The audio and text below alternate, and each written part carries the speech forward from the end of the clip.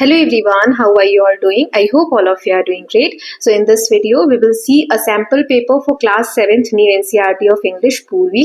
इसका half yearly का जो एग्जाम आने वाला है नेक्स्ट मंथ में, बहुत सारे बच्चों का नेक्स्ट मंथ में है, कुछ बच्चों के हो भी गए हैं या चल रहे हैं। तो उसके लिए सैम्पल पेपर देख लेते हैं जो 2.5 घंटे का रहेगा, 2.5 आवर्स का, 60 मार्क्स का आपका पेपर रहेगा, जिसमें हम ये जनरल इंस्ट्रक्शंस देखेंगे कि section A, B, C, D 4 section है। फर्स्ट है रीडिंग 16 मार्क्स का, राइटिंग 12 मार्क्स का, ग्रामर 14 मार्क्स का और लिटरेचर जो रहेगा आपका 18 मार्क्स का रहेगा। सारे क्वेश्चंस कंपलसरी रहेंगे, मार्क्स इंडिकेट किए गए हैं सभी क्वेश्चन के आगे। सभी क्वेश्चन को केयरफुली पढ़ना है और आंसर करना है, ठीक है। चलिए हम सैंपल पेपर देख लेते हैं किस तरीके का मैंने बनाया है। तो ये मार्किंग स्कीम वगैरह मैंने आपको बता दी है किस तरीके से, जनरल इंस्ट्रक्शंस भी मैंने आपको बता दिए हैं।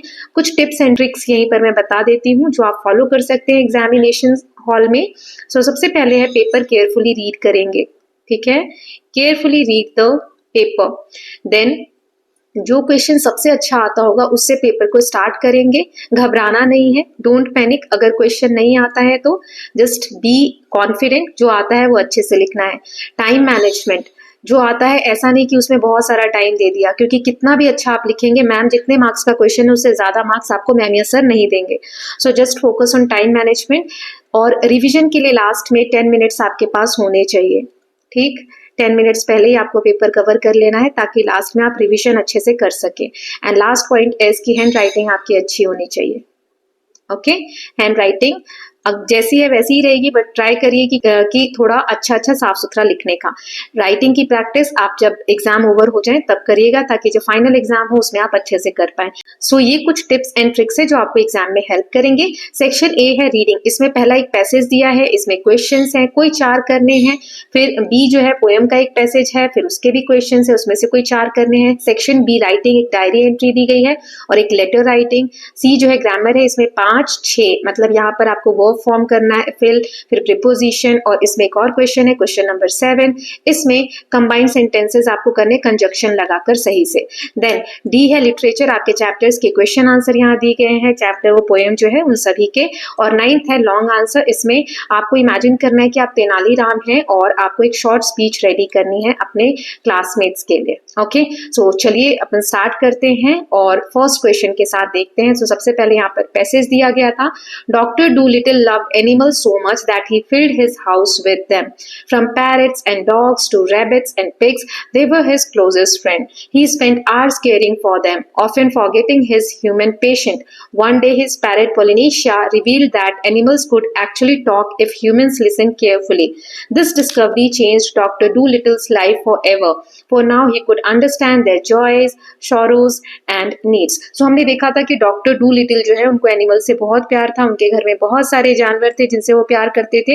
एक दिन जो उनका तोता था पोलिनेशिया, उसने बताया कि अगर ह्यूमन बीइंग आराम से केयरफुली उनकी बातें सुने जानवरों की, तो जानवर भी बोलते हैं, दे एक्चुअली कैन टॉक। उसके बाद से उनकी लाइफ चेंज हो गई, उन्होंने ये समझना शुरू किया और जानवरों की खुशी, उनके दुख, उनकी जरूरतों को आसानी से समझ पाते थे।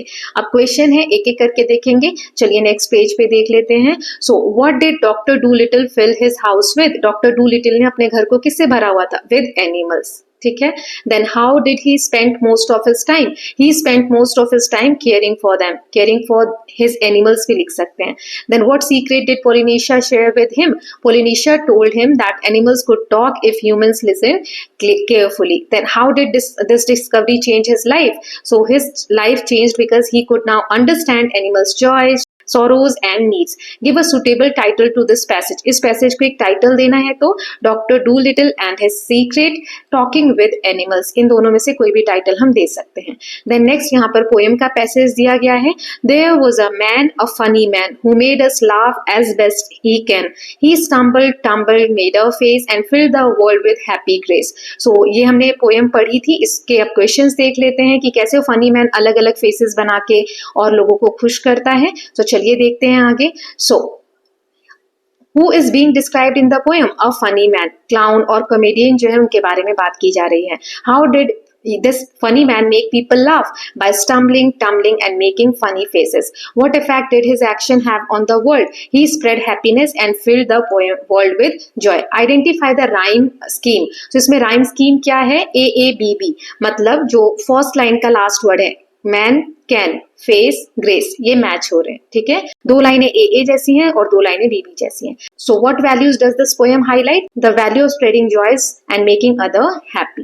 नाउ सेक्शन बी देख लेते हैं. इसमें राइटिंग एक डायरी एंट्री लिखनी है. मान लीजिए आप डॉक्टर डूलिटिल हैं, आपको एक डायरी एंट्री लिखनी है, एक्सप्रेस करने अपने फीलिंग्स को.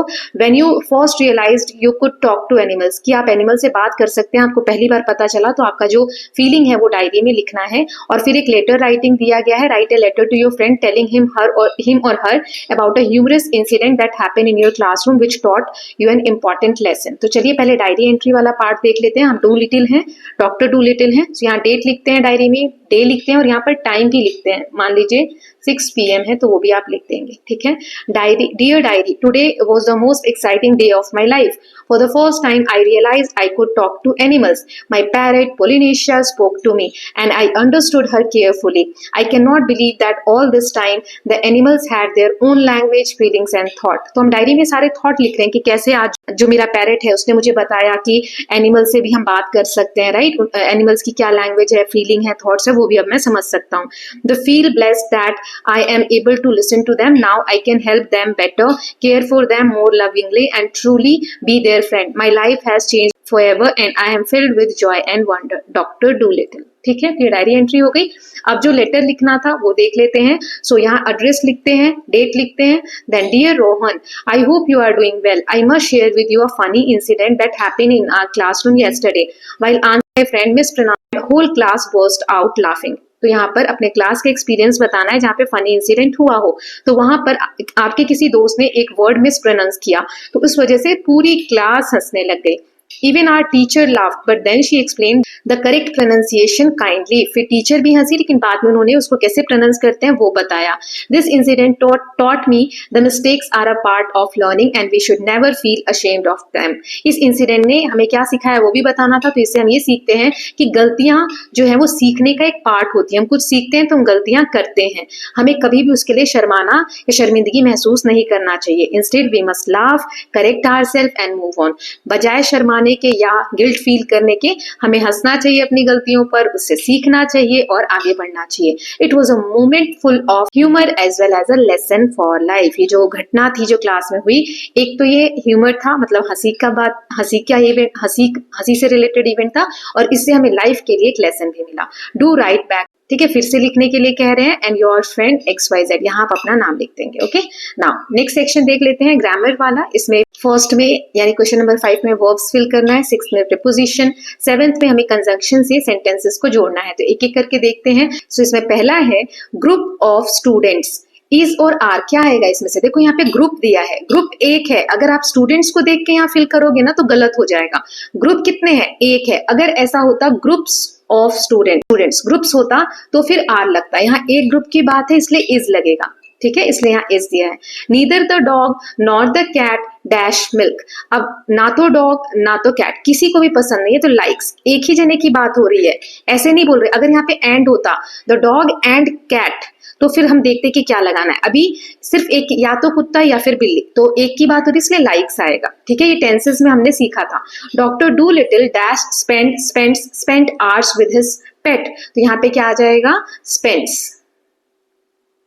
Then children dash laughed laughing loudly at the joke. So यहाँ पे आ जाएगा laughed. ठीक है, क्योंकि laughing सिर्फ अकेले नहीं लग सकता, इसके साथ यहाँ पर आर होता. ठीक है. Then one of my friends. अब देखो फिर से वन की बात हो रही है ना, एक फ्रेंड, बहुत सारे दोस्तों में से एक दोस्त जो है is very witty, तो यहाँ पे is आएगा. ठीक है, आपको देखना है कि किस तरीके से, इसको देख के फिल करोगे तो गलत हो जाएगा. राइट, नाउ नेक्स्ट देख लेते हैं. इसमें हमें प्रीपोजिशन फिल करना था. So the parrot sat on the branch. The students laughed at the clown's trick. Then teacher divided the class into 4 groups. The boy hid behind the curtain. ठीक, the king was pleased with Tenali Rama's reply.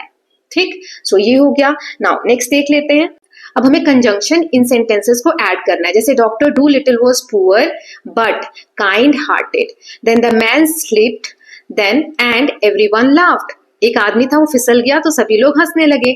I listened carefully so I could understand the message. The clown was tired yet he continued to perform.